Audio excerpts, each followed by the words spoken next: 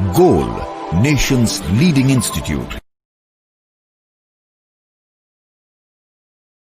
Hello student, welcome back once again. जैसा कि हम लोगों ने एनटीए के द्वारा दिए हुए नीट का जो प्रैक्टिस सेट पेपर था उसको हम लोग सॉल्व कर रहे थे। ठीक है, आज हम लोग देखेंगे प्रैक्टिस सेट 4 नंबर। ठीक है, 1 2 3 बहुत अच्छे से हम लोगों ने सक्सेसफुली किया था। बहुत सारे बच्चों को बहुत फायदा हो भी रहा है। ठीक है, उससे उनके नॉलेज में इंक्रीमेंट हो रहा है, जैसा कि हम लोगों को रिस्पांस मिल रहा है स्टूडेंट के द्वारा।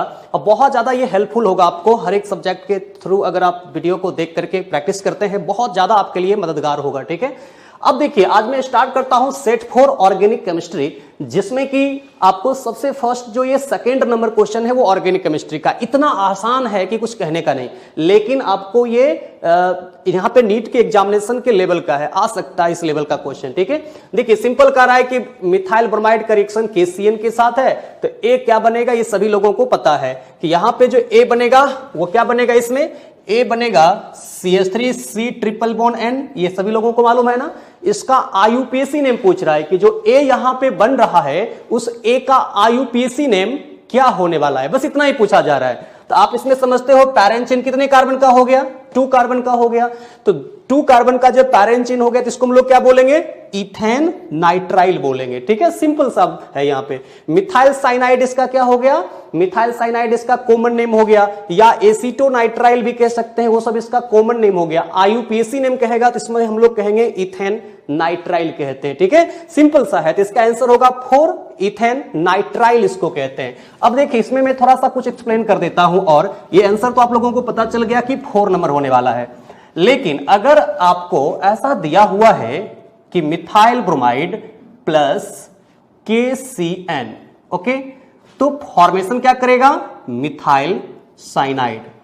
अब इसी मिथाइल साइनाइड में अगर आपको रिडक्शन दिया हुआ है, जो कि आपको आगे इसमें दिया हुआ है, तो रिडक्शन अगर दे दिया लिथियम एल्युमिनियम हाइड्राइड से, तो इसमें क्या होगा, 2 हाइड्रोजन यहां 2 हाइड्रोजन यहां, यानी कि 1 कार्बन इंक्रीज करेगा और फॉर्मेशन करेगा इथेनामाइन, यानी कि इथाइल एमीन का फॉर्मेशन करेगा। ओके, लेकिन अगर इसी का आपको दे देता है क्या, एसिडिक हाइड्रोलिसिस, तो जानते होंगे कि जब हम लोग साइनाइड का एसिडिक हाइड्रोलिसिस करते हैं तो क्या फॉर्मेशन करता है, जब हम लोग इसका कंप्लीट हाइड्रोलिसिस करते हैं। आगे मैं बताने वाला हूं क्वेश्चन में आपको कि पार्शियल हाइड्रोलिसिस और इनकम्प्लीट हाइड्रोलिसिस ऑफ नाइट्राइल के द्वारा क्या बनता है। यहां पे हमने आपको क्या बताया, कंप्लीट हाइड्रोलिसिस ऑफ साइनाइड, यानी कि नाइट्राइल के बाद जितने कार्बन का ये नाइट्राइल है उतने ही कार्बन का बनता है कार्बोक्सिलिक एसिड, मतलब एसिटिक एसिड का फॉर्मेशन कर देगा। ठीक है, ध्यान रखिएगा।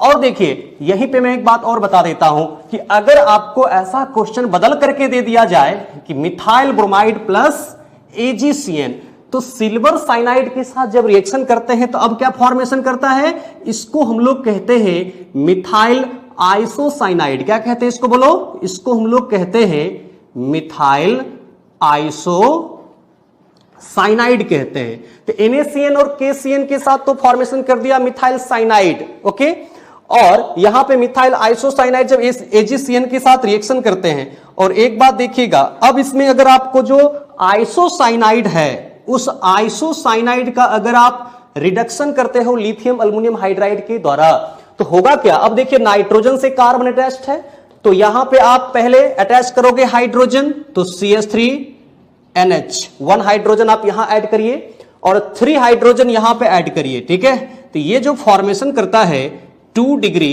एमीन। तो एक बार एग्जामिनेशन में ये भी पूछा गया हुआ है कि कौन सा ऐसा कंपाउंड है जो जिसका रिडक्शन करने के बाद यहां पे 2 डिग्री एमीन बनेगा। तो आइसोसाइनाइड का जब हम लोग रिडक्शन करते हैं तो 2 डिग्री एमीन बनता है, और साइनाइड का जब करते हैं रिडक्शन तो 1 डिग्री एमीन का फॉर्मेशन करता है। ध्यान दीजिएगा, यहां 1H यहां 3H। उसके बाद अगर आप इसका हाइड्रोलिसिस कर देते हैं, ठीक है, तो ध्यान दीजिए, अब आपको बताया इससे पहले क्या, साइनाइड का हाइड्रोलिसिस, तो साइनाइड का जब हाइड्रोलिसिस करते हैं तो कार्बोक्सिलिक एसिड बनता है। लेकिन जब आप आइसोसाइनाइड का हाइड्रोलिसिस करते हैं बच्चों, तो यहां पे जो N है वो NH2 में कन्वर्ट हो जाता है। ये कन्वर्ट हो जाता है किसमें, वो देखो, जो मिथाइल इस नाइट्रोजन के साथ अटैच्ड है ना, वो कन्वर्ट हो जाता है यहां NH2 में, यानी कि 1 डिग्री एमीन बनता है। और साथ में इसमें जो ये 1 कार्बन आपको दिख रहा है, ये 1 कार्बन कन्वर्ट हो जाता है किसमें, फॉर्मिक एसिड में। ओके, तो ध्यान दीजिएगा, जब हम लोग साइनाइड का हाइड्रोलिसिस करते हैं तो फॉर्मेशन करता है कंप्लीट कार्बोक्सिलिक एसिड, और अगर आप आइसोसाइनाइड का कर देते हैं हाइड्रोलिसिस तो वहां पे ये जो N लगा हुआ है कार्बन के साथ वो NH2 में कन्वर्ट होता है, यानी कि प्राइमरी अमीन बनता है, और फिर वहां पे क्या हो जाता है, ये जो कार्बन है वो फॉर्मिक एसिड में कन्वर्ट होता है। लेकिन अगर आप लिथियम एल्युमिनियम हाइड्राइड या कैटालिटिक हाइड्रोजनेशन के द्वारा आइसोसाइनाइड का रिडक्शन करते हैं तब क्या फॉर्मेशन करता है, 2 डिग्री एमीन का फॉर्मेशन करता है। तो इस जो क्वेश्चन में आपको कह रहा था, इस क्वेश्चन में हम लोगों को यह कह रहा था कि ए क्या बनेगा, तो ए जो यहां पे हो जाएगा क्या, इथेन नाइट्राइल हो गया, वो हम लोग समझ गए कि CH3C triple bond N and 2 carbon का पैरेंट चेन है, इसलिए यहां पे जो फॉर्मेशन करेगा उसका IUPAC नेम क्या होगा, इथेन नाइट्राइल होगा। यही तो पूछ रहा था क्वेश्चन में, बात खत्म। अब देखिए 7th नंबर है, नेक्स्ट हमारा जो क्वेश्चन है वो 7th नंबर।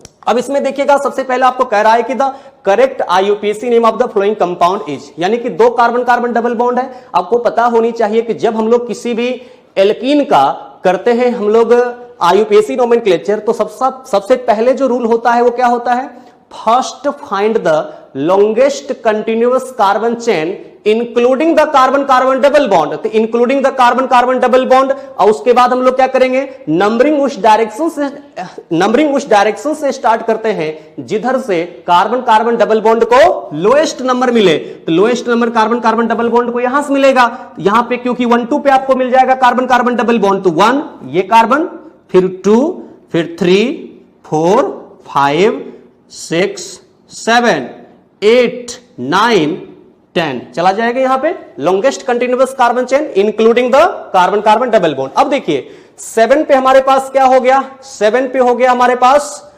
यहां पे इथाइल। तो सबसे पहले आप लिख दीजिए 7 और हाइफन दे दिया जाता है, कभी भी आपको यहां पे वर्ड और लेटर के बीच में क्या दे देंगे हम लोग, हाइफन दे देंगे। तो 7 इथाइल, उसके बाद यहां पे आप फिर से क्या लिखें, 2 पे एक मिथाइल है, देखिए तो 2, उसके बाद 4 पे भी मिथाइल है, कोमा 5 पे भी मिथाइल है, कोमा 6 पे भी मिथाइल है, तो 2 4 5 6। उसके बाद यहां पे क्या कहेंगे, उसके बाद कहेंगे टेट्रा मिथाइल, लिख दिया हम लोगों ने, तो 2 4 5 6 टेट्रा मिथाइल। उसके बाद पैरेंट चेन कितने कार्बन का है, पैरेंट चेन है 10 कार्बन का, तो यहां पे देखिए जब 1 से ज्यादा कार्बन कार्बन डबल बॉन्ड होता है तो क्या लिखते हैं, एल्का डाइइन, वहां पे अल्क नहीं लिखते हैं, अल्का डाइइन लिखते हैं। तो 10 कार्बन है तो यहां पे डेक नहीं होगा, क्या होगा, डेका। और 1 2 का लोएस्ट नंबर क्या लिखेंगे, 1 लिखेंगे,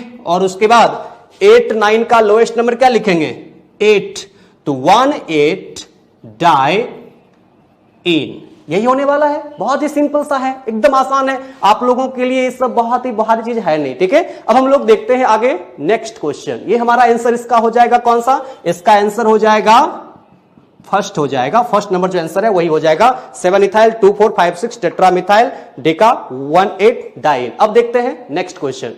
हम लोग देखते हैं नेक्स्ट हमारा जो क्वेश्चन है वो 9 नंबर। देखिए बहुत आसान है, लेकिन ये पहले भी आ चुका है नीट के एग्जामिनेशन में, ठीक है। ये क्वेश्चन आया हुआ है 2011 में, ठीक है ना, देखोगे 2011 में ये पूछा जा चुका है।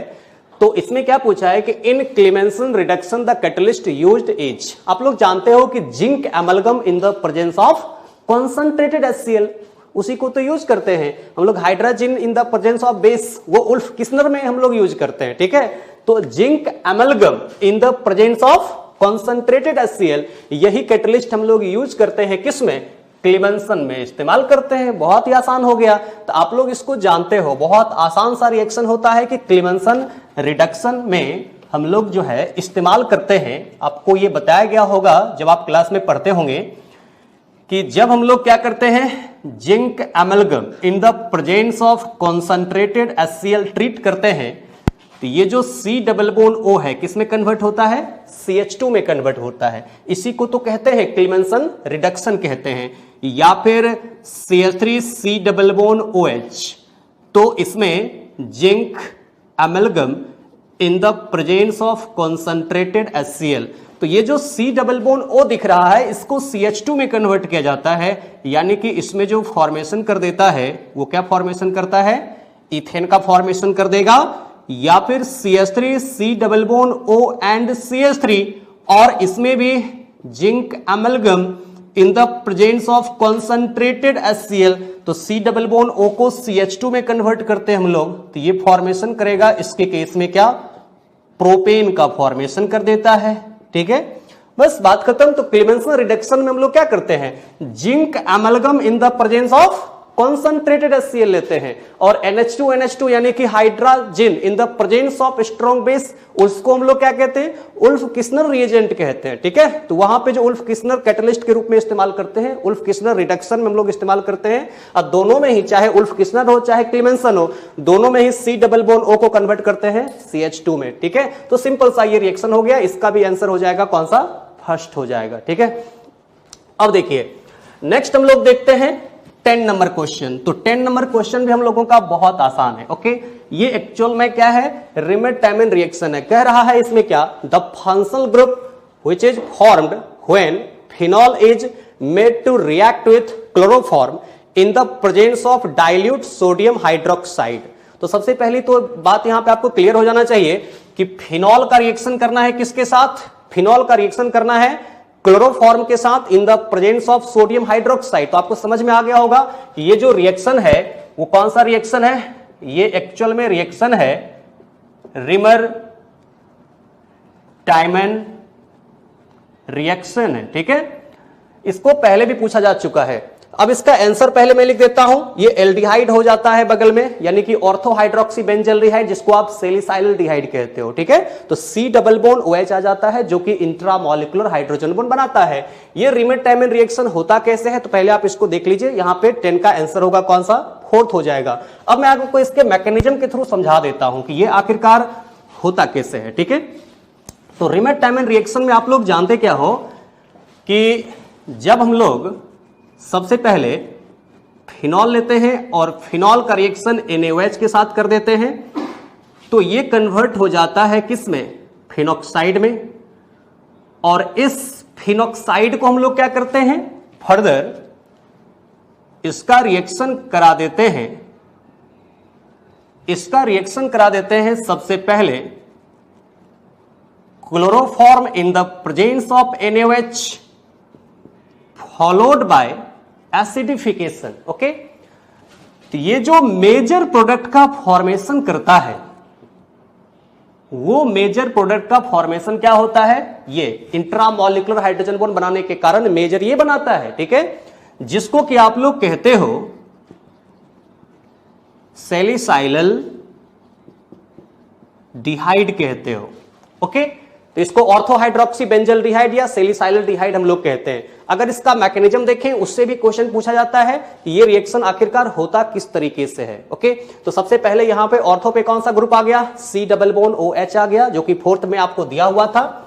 अब इसका बताता हूं मैकेनिज्म। इसका मैकेनिज्म से भी क्वेश्चन एक बार पूछा जा चुका है कि सबसे पहले इस क्वेश्चन में ये जो फिनॉल है वो फिनॉल सोडियम हाइड्रोक्साइड से रिएक्शन कर जाता है, और ये रिएक्शन करने के बाद फॉर्मेशन करता है सोडियम फिनॉक्साइड, और साथ में निकलता है वाटर। क्या निकलता है, वाटर।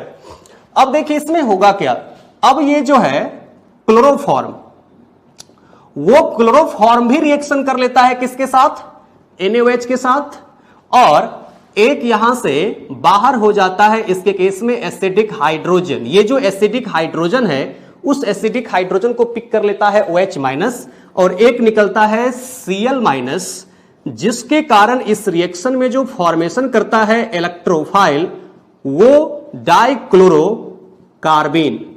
तो रिमेट-टाइमिन रिएक्शन में अगर आपसे पूछा जाता है कि इलेक्ट्रोफाइल का काम कौन करता है, तो इलेक्ट्रोफाइल का काम यही करता है, ये जो है ना डाइक्लोरोकार्बीन, यही डाइक्लोरोकार्बीन एक्चुअल में काम करता है रिमेट-टाइमिन रिएक्शन में। इलेक्ट्रोफाइल का कौन करता है, डाइक्लोरोकार्बीन। यहां पे पॉजिटिव चार्ज नहीं होता है, ये न्यूट्रल होता है। ठीक है, ध्यान रखिएगा। अब क्या होता है, अब जो यहां पे पहले अल्कलाइन मीडियम में सोडियम हाइड्रोक्साइड के साथ फिनॉल रिएक्ट करके सोडियम फिनॉक्साइड में चला गया है, तो अब जो ये सोडियम फिनॉक्साइड है उसके ऊपर अटैक करता है कौन, अब देखिएगा ये इलेक्ट्रोफाइल। तो कैसे होगा, इसके पास आप देखेंगे तो 2 2 4 2 6 इलेक्ट्रॉन है, तो यहां पे जो पाई इलेक्ट्रॉन है उसको एक्सेप्ट करता है, ये एक्सेप्ट करता है क्योंकि इसके पास वैकेंट p ऑर्बिटल है अभी। तो जैसे एक्सेप्ट करता है तो ये जो निगेटिव चार्ज है O माइनस वो डोनेट कर देता है, और जैसे ही डोनेट करता है तो अब जो फॉर्मेशन करता है C डबल बॉन्ड O, यहां पे एक हाइड्रोजन तो है ही। एक बात देखो, ये पाई इलेक्ट्रॉन एक्सेप्ट किया है, ये लोन पेयर तो अपना इसके पास है ही, अभी ये लोन पेयर अपना इस कार्बन के ऊपर ही है, तो उस लोन पेयर को इंडिकेट कर देते हैं हम निगेटिव चार्ज से। यहां पे जो 2 क्लोरीन है उसको दिखा देते हैं CCl2 से। ओके, अब क्या करो, आप इसका हाइड्रोलिसिस कर दो, यानी कि वाटर के H+ को पिक कर लेता है C-, ठीक है, और वाटर के अगर H+ को जैसे ही पिक करता है तो ये अब जो फॉर्मेशन करता है ये C double bond O and यहां H अपनी जगह पे है और CH एंड Cl2 ये बना लेता है। और जब वाटर के H+ को पिक कर लिया C-, तो बचा यहां पे क्या, OH-। ये OH- क्या करता है, यहां पे जो एक एसिडिक हाइड्रोजन है उसको पिक कर लेता है, उसको जैसे पिक करता है तो ये अब फिर से क्या होता है, रिंग एरोमेटिसिटी को अचीव कर लेता है। रिंग जैसे ही एरोमेटिसिटी को अचीव करता है तो कुछ ऐसा कंडीशन बनता है, ये O- और यहां पे क्या हो गया, CH Cl2 ऐसा बना देता है। यही होता है इस रिएक्शन का क्या, इंटरमीडिएट होता है। यहां पे जो ये Na+ है वो Na+ घूमते रहेगा, जहां जहां पे चार्ज होगा तो फिर से देखोगे आप NCERT में यही दिखा रहा होगा कि ये इंटरमीडिएट के रूप में होता है, ठीक है। और फर्दर अब जो ये बना, इसमें जो मीडियम में सोडियम हाइड्रोक्साइड है उसके साथ इसका फर्दर रिएक्शन हो जाता है सोडियम हाइड्रोक्साइड के साथ। तो अब जो इसमें CH के ऊपर 2 क्लोरीन है उस दोनों क्लोरीन को अब रिप्लेस करेगा, ठीक है, और दोनों क्लोरीन को जैसे रिप्लेस करता है तो अब इसके साथ जो फॉर्मेशन करेगा वो क्या करेगा, वो देखिएगा, 1 कार्बन पे 2 OH अनस्टेबल होता है, इस बात को भी आप जानते हो। तो जैसे 1 कार्बन पे 2 OH अनस्टेबल होता है तो अब इसमें क्या हो जाएगा, इंट्रामोलिकुलर डिहाइड्रेशन, ठीक है, वाटर बाहर होता है। और वाटर बाहर होने के बाद अब जो फॉर्मेशन करता है बच्चों वो ऐसा होता है कि O- Na+ ये तो अपनी जगह पे होगा, और ये बना दिया C double bond O and H, और फाइनली इसका हम लोग क्या कर देते हैं, एसिडिफिकेशन। तो जैसे इसका एसिडिफिकेशन करते हैं तो इस रिएक्शन में फाइनली जो फंक्शनल ग्रुप आता है कौन सा आता है, C डबल बॉन्ड OH, यानी कि एल्डिहाइड ग्रुप आता है। इसी को हम लोग क्या कहते हैं, सैलिसाइलडिहाइड कहते हैं। इस रिएक्शन का इंपॉर्टेंट बातें क्या हुई, रिमर टाइमन में कोई पूछेगा कि कौन सा मैकेनिज्म फॉलो होता है तो आप कहना इलेक्ट्रोफिलिक सबस्टिट्यूशन रिएक्शन, यानी कि इलेक्ट्रोफिलिक एरोमेटिक, ये भी कह सकते हो इलेक्ट्रोफिलिक सबस्टिट्यूशन या इलेक्ट्रोफिलिक एरोमेटिक सबस्टिट्यूशन रिएक्शन, ये भी कह सकते हैं, ठीक है, इलेक्ट्रोफिलिक सबस्टिट्यूशन रिएक्शन या इलेक्ट्रोफिलिक एरोमेटिक सबस्टिट्यूशन रिएक्शन। इस रिएक्शन में इलेक्ट्रोफाइल का काम कौन करता है, तो डाइक्लोरोकार्बिन इस रिएक्शन में काम करता है एक इलेक्ट्रोफाइल का, जो कि न्यूट्रल होता है। उसके बाद यहां पे जो है इस प्रकार से प्रोसेस होते हुए यहां पे जो ये बीच में बना है इसको इंटरमीडिएट कहते हैं। अब फर्दर उसका हम लोग NaOH के साथ रिएक्शन करा देते हैं तो Cl- यहां से बाहर हो गया है दोनों, और Cl- बाहर होकर के एक ही कार्बन पे 2 OH आ गया अनस्टेबल, फिर से वाटर बाहर करके यहां पे क्या आता है, C डबल बॉन्ड OH आता है, जिसको कि हम लोग क्या कहते हैं, सैलिसाइलडिहाइड कहते हैं। तो इस रिएक्शन का जो आंसर होगा वो होगा कौन सा, 4th हो जाएगा कि फंक्शनल ग्रुप कौन सा आता है, C डबल बॉन्ड OH आता है। इसको नोट कर लीजिएगा, थोड़ा अच्छे से देखिएगा इस सब रिएक्शन को, कॉल्वेज रिएक्शन, रिमर टाइमर रिएक्शन, सारे केस को अच्छे से पढ़िएगा, क्वेश्चन यहां से आ सकता है, ठीक है। अब देखते हैं हम लोग नेक्स्ट क्वेश्चन। अब हम लोग देखते हैं नेक्स्ट क्वेश्चन हमारा है 11 नंबर, ओके। सेट 4 का 11 नंबर क्वेश्चन देखेंगे कि the compound formed when ethyl bromide is heated with dry, यहां पे आप ध्यान दीजिएगा ये क्या कह रहा है, ये कह रहा है dry silver oxide, dry silver oxide is, कि ड्राई सिल्वर ऑक्साइड से किसका ट्रीटमेंट करते हैं, इथाइल ब्रोमाइड को। तो क्या बनता है, देखिए यहां पे आपको क्या करना है कि जो भी आपको 1 डिग्री एल्काइल हैलाइड दिया हुआ है उसको अगर आपको यहां पे कह दिया जाए कि ड्राई Ag2O के साथ हमको रिएक्शन कराना है, ठीक है, तो इसमें बनता है ईथर, ठीक है। अगर इसी में मॉइस्ट Ag2O देगा, मॉइस्ट यानी कि एक्वाटिक Ag2O, तो अल्कोहल बनता है। और ड्राई के साथ क्या बनता है, ड्राई के साथ बन जाता है यहां पे क्या, ड्राई के साथ बन जाता है ईथर। कैसे बनेगा, सिंपल आपको दो मॉलिक्यूल लेना है, जो भी यहां पे 1 डिग्री एल्काइल हैलाइड दिया होगा, तो यहां पे इथाइल ब्रोमाइड दिया हुआ है, तो दो मॉलिक्यूल इथाइल ब्रोमाइड लेना है और 2 AgBr बाहर हो जाएगा। और 1 जो इसमें ऑक्सीजन है उसके साथ यहां पे ये जो है ईथर का फॉर्मेशन करता है, तो CH3 CH2O and CH2 and CH3 और बाहर कर दीजिएगा आप 2 AgBr। इसका नाम क्या है? इसको हम लोग कहते हैं डाई इथाइल ईथर कहते हैं। ठीक है, सिंपल सा रिएक्शन है, तो क्या कहेंगे इसको?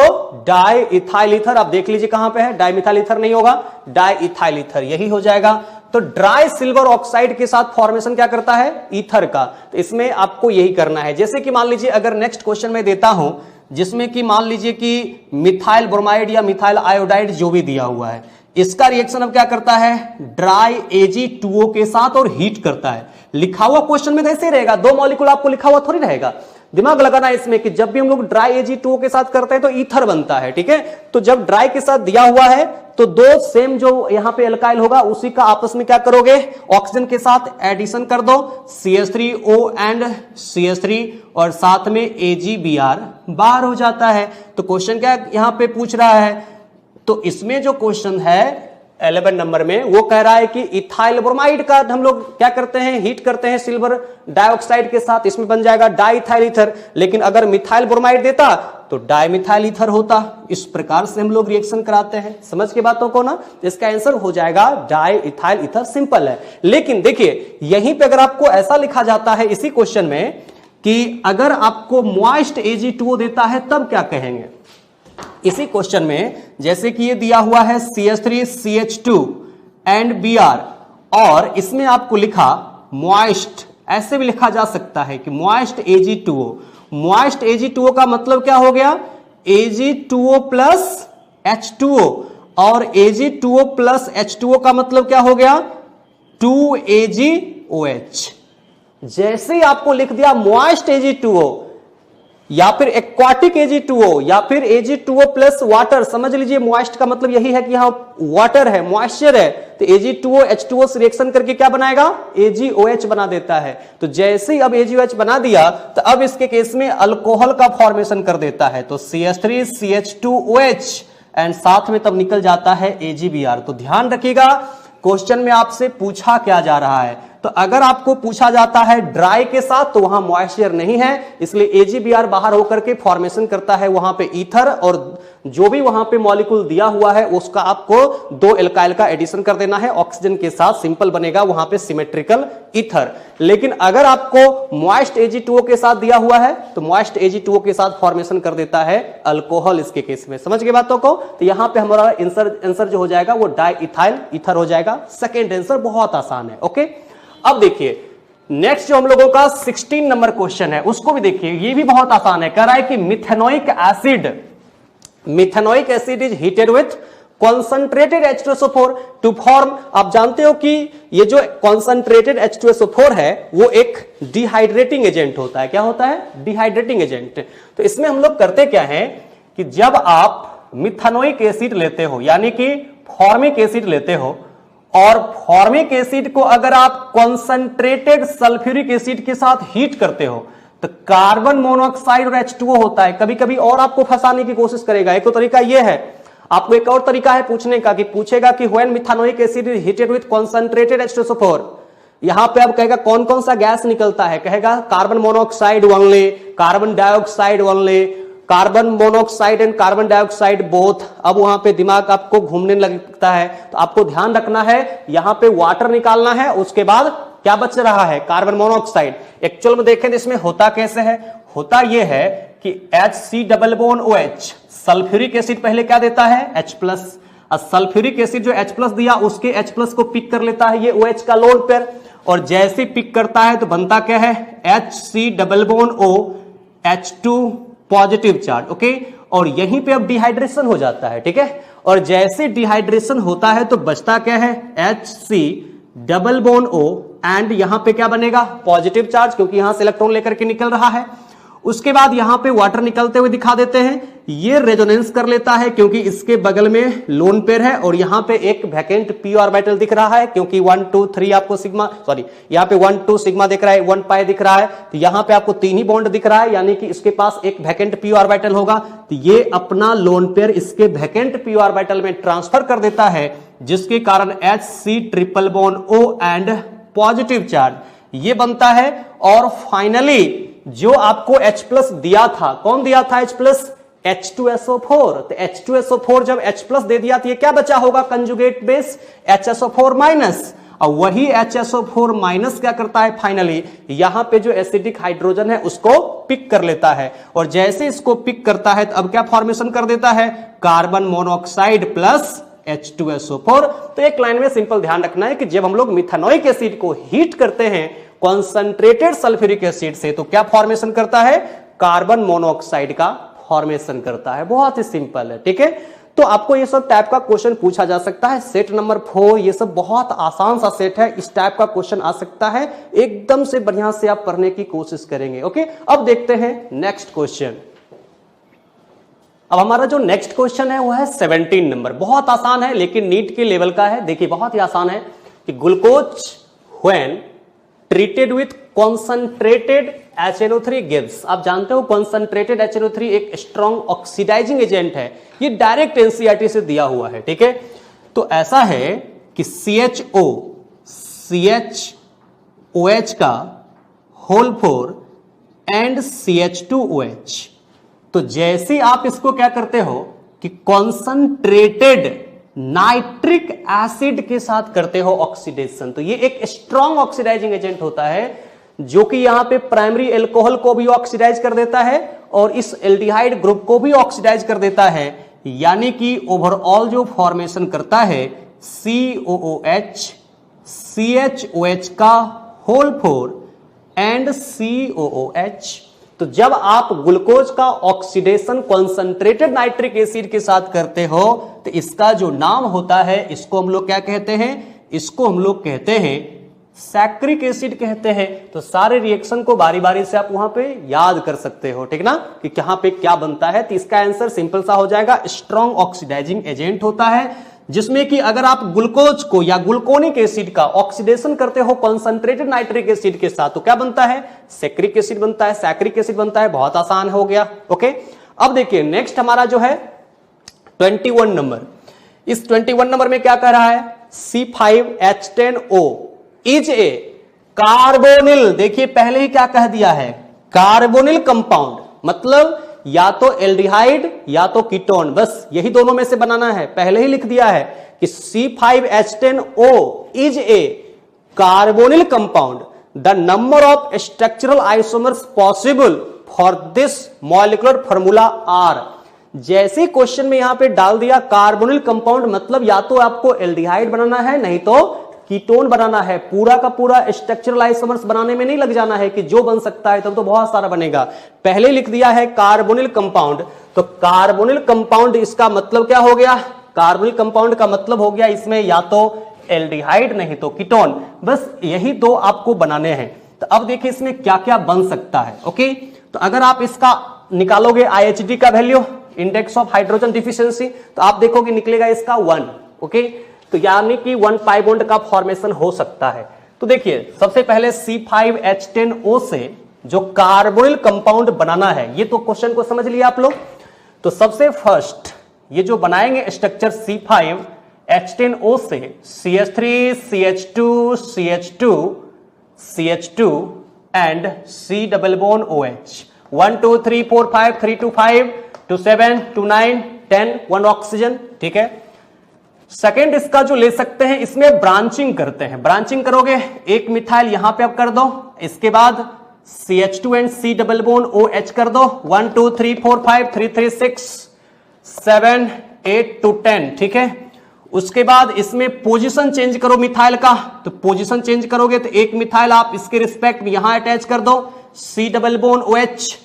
तो आप देखो इस C डबल बॉन्ड O के रिस्पेक्ट में यहां पे अगर देखें तो 1 2 3 4 5 कार्बन का पैरेंट चेन, यहां पे देखो 1 2 3 4 कार्बन का पैरेंट चेन जिसपे थर्ड पे मिथाइल है, यहां पे देखो तो 1 2 3 4 कार्बन का पैरेंट चेन जिसपे 2 पे मिथाइल है। ओके, उसके बाद और भी बना सकते हैं क्या?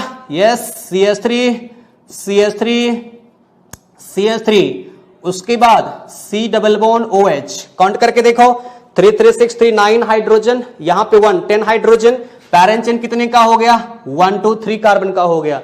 तो यहां पे आप देख सकते हो 2 2 डाइमिथाइल प्रोपेनल, ये 2 मिथाइल ब्यूटेनल, 3 मिथाइल ब्यूटेनल, ये तो पेंटेनल हो गया। ये 4 बनेगा आपको एल्डिहाइड। जैसे कार्बोनिल कह दिया तो 5th नंबर में अब आप कीटोन बना सकते हो। ओके, तो कीटोन जो हम लोग बना सकते हैं ये 1 2 3 4 5 2 पेंटानॉन देख सकते हो, तो 3 3 6 2 8 2 10 हाइड्रोजन बैलेंस है।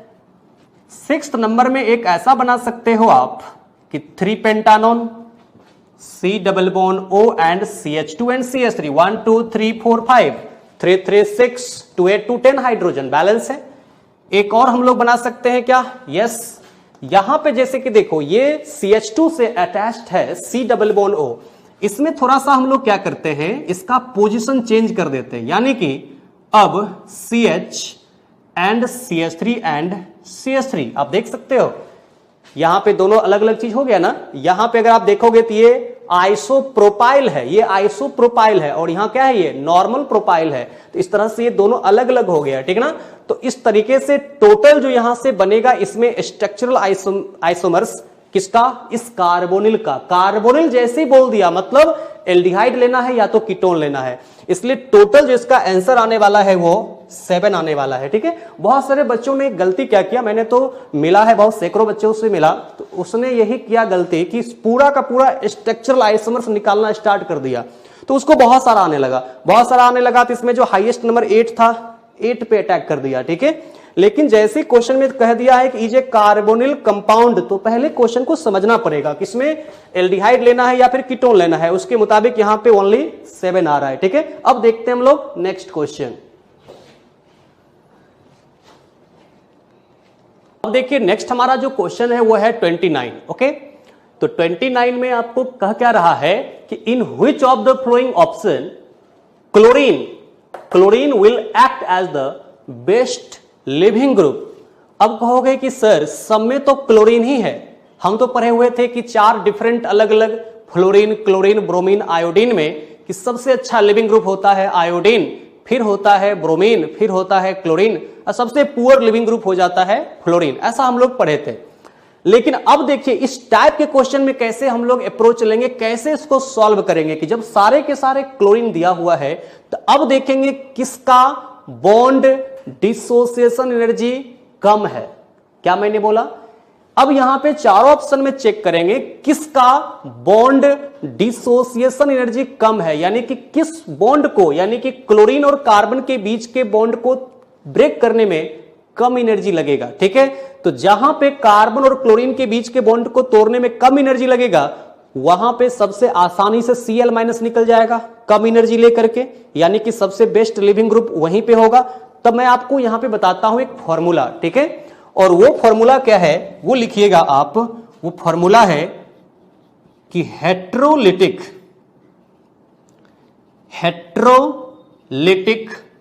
Bond dissociation energy. क्या लिखा हमने? हेट्रोलिटिक बॉन्ड डिसोसिएशन एनर्जी, क्योंकि यहां पे 2 डिफरेंट एटम के बीच में बॉन्ड है, क्लोरीन और कार्बन के बीच में। इनवर्सली प्रोपोर्शनल होता है स्टेबिलिटी ऑफ रिजल्टिंग आयंस। यानी कि आपको करना क्या है, ये क्लोरीन जहां पे अटैच्ड है वहां पे बनाना है कार्बोकैटायन इंटरमीडिएट, क्योंकि सभी में आप देख रहे हो Cl- निकलेगा, तो Cl- जब निकलेगा तो वहां पे आपको देख लेना है उस रिजल्टिंग कार्बोकैटायन का स्टेबिलिटी। तो आप चेक करोगे तो यहां पे कार्बोकैटायन बनाओगे तो इसके लिए मात्र 3 अल्फा हाइड्रोजन के द्वारा हाइपर कंजुगेशन, यहां पे तो बात ही छोड़ दो, वो तो गया काम से, बहुत ही हाईली अनस्टेबल होता है। यहां पे अगर बनाओगे कार्बोकैटायन तो इसके लिए ऊपर है 3 अल्फा हाइड्रोजन, नीचे है 3 alpha hydrogen, only 6 alpha hydrogen है।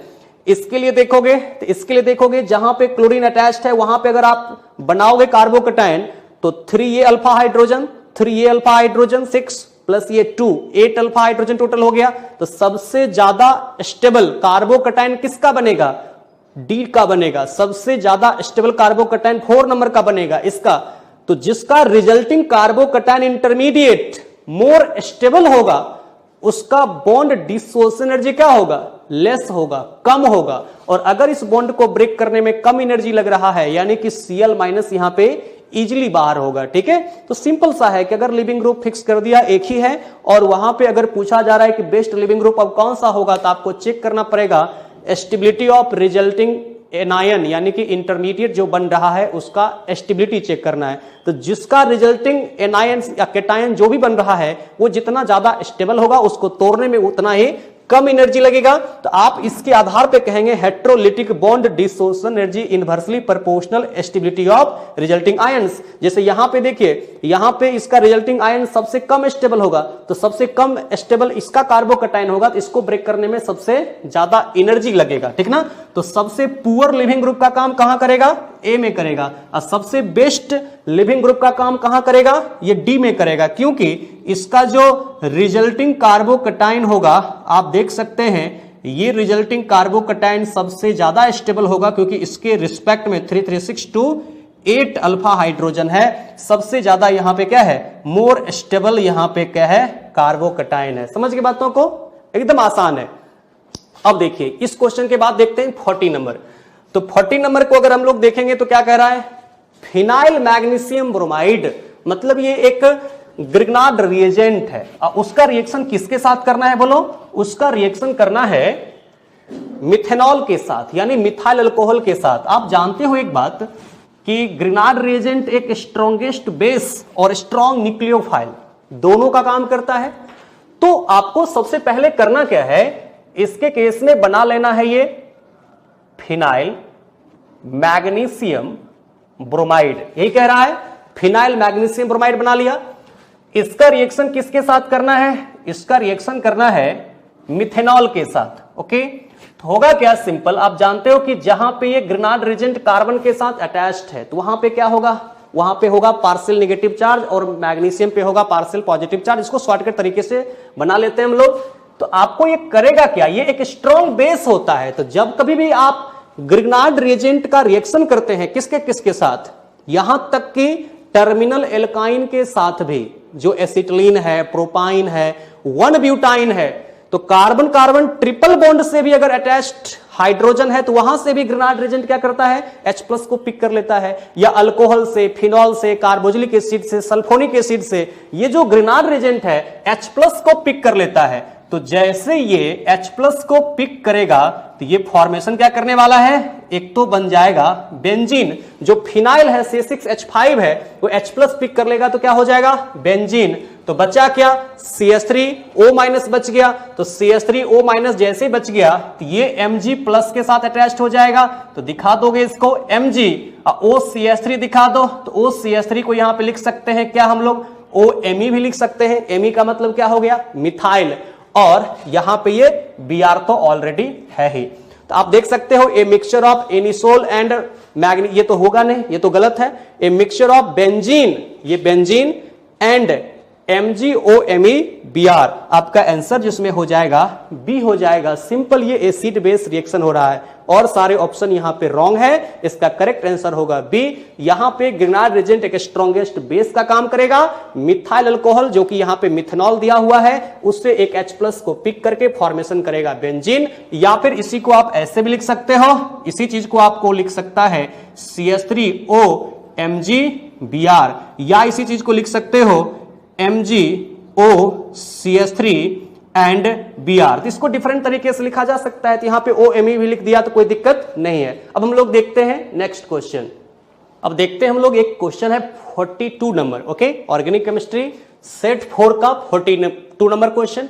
बहुत आसान सा है, आपको थ्योरेटिकल क्वेश्चन है, फिजिकल प्रॉपर्टीज से है। ठीक है, याद रखना पड़ेगा हम लोगों को ये सब कॉन्सेप्ट को कि which of the following statement is are, यानी एक या एक से ज्यादा यहां पे करेक्ट हो सकता है। ठीक है, तो सबसे पहले क्या कह रहा है कि melting point of alkene increases with increase in number of carbon atom. सही बात है, जितना ज्यादा नंबर ऑफ कार्बन एटम होगा तो उसमें उतना ज्यादा उसका मेल्टिंग पॉइंट होगा, मास ज्यादा होगा तो।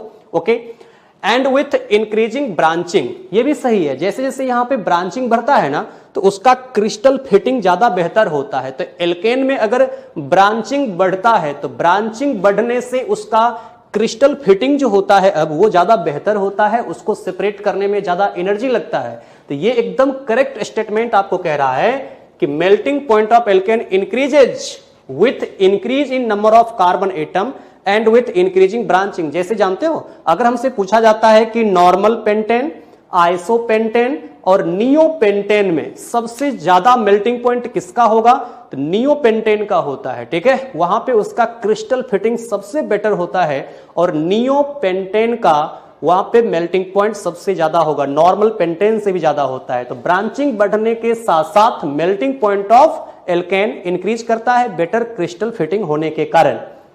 उसके बाद boiling point of alkene increases with increase in number of carbon atom. ये भी सही, आप जानते हो नंबर ऑफ कार्बन एटम बढ़ेगा, मास बढ़ेगा, मॉलिक्यूलर मास बढ़ेगा, यानी कि बॉइलिंग पॉइंट उसका इंक्रीज करता है, ये सही है।